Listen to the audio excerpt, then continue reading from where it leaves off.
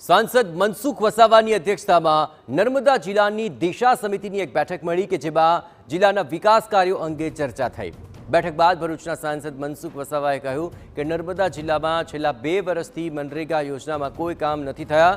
વધુમાં કહ્યું કે નવા ટેન્ડર થઈ ચૂક્યા છે પણ હજુ વર્ક ઓર્ડર આપ્યા નથી, તે વહેલી તકે આપી દેવામાં આવે તેવી મનરેગાના નવા કામો શરૂ થઈ શકે।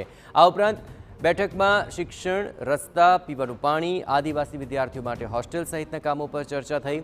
કેટલાક અધિકારીઓ આ બેઠકમાં હાજર ન રહેતા સાંસદ મનસુખ વસાવાએ નારાજગી વ્યક્ત કરી હતી અને કહ્યું કે મહત્વની બેઠકમાં અધિકારી ગેરહાજર રહે તે ન ચાલે। આ મુદ્દે ખુલાસો માંગવામાં આવશે।